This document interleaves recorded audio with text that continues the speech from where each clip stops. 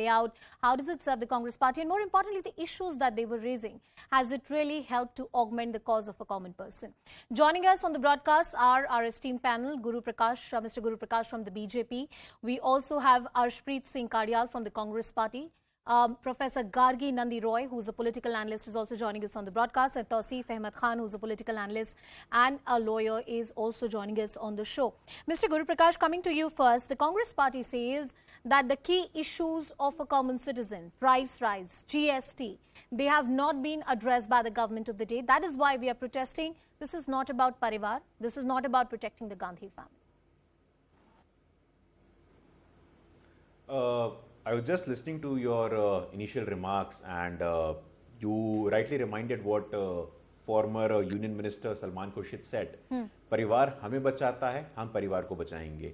So this tells you what sort of relationship is there in the Congress party within the leadership. Only a couple of months ago, a former Congress minister in Karnataka, he said it, that because of the Congress party, we have made so much money. So it's our duty to save the Congress party leaders. So that is the state of affairs in the Congress party. Now coming to your question, see, the Honorable Union Finance Minister made a detailed speech with respect to inflation. But you look at the record of Mr. Rahul Gandhi and Madam Sonia Gandhi when it comes to attendance in the parliament. Less than 50% Sonia Gandhi, less than 55% Rahul Gandhi. This is their commitment to democracy. Only yesterday, the sort of remarks that were made by Mr. Rahul Gandhi, लोकतंत्र को बचाएंगे, सौहार्द को बचाएंगे, harmony को बचाएंगे. In the last 7 decades, more than 110 Rashtrapati Shasan, more than 90 state government have been nullified because of the action of the central government under the Congress party. We don't need to talk about the emergency that was promulgated under whose rule. That is not the point. We are willing to have a discussion. But there is a common phrase, poverty of imagination. The entire opposition, especially the Congress party, is now suffering with this syndrome of poverty of imagination.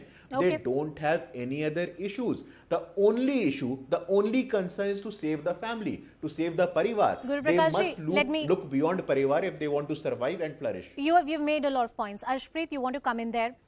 If this is not about parivar, as BJP accuses you of, then why is it that in the parliament, as has been said by Mr. Guru Prakash, that the attendance record is so abysmal?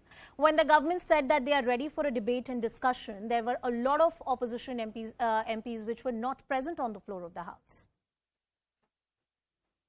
See, I think it's a very good question that's been asked, because just yesterday Mr. Kharge wanted to speak, and the ED did not let him speak. And the ED had, some urgent reason that between 11 to 5 p.m. Not before 11, not after 5. Even though Mr. Kharge was at the National Herald when just on the last night the ED was there investigating, they did not ask him any questions. So we all know how the BJP has been, playing with this issue. Number two, because of the failed economic policies of the BJP government, today the retail inflation of India is at top in 12 major countries.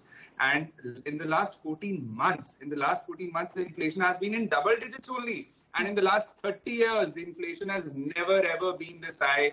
So if we are raising the issues of common people, and lakhs of leaders of ours have been saying, including Mr. Gandhi and Ms. Priyanka Gandhi, that we will make sure that we do not rest until the issues of the people are resolved and until this unnecessary GST, implementation on essential commodities is taken back. Now, what's the logic and sense in, implementing GST on curd, on honey, on hospital beds, on simple cheeses, curd and all that? Now the government wants to, monetize because of GST, but is waving off thousands of crores of people like with Himalaya. On the other hand, 60,000 crores were waved off. ED issue is secondary. We don't care about, what the ED has to do about us because we have faith in the judiciary. However, the BJP government does not have any answers to this question.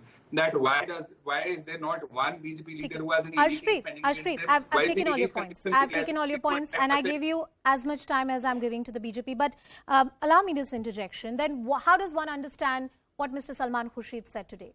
That we are here to protect our leaders. What does that mean? Right. As simple as that.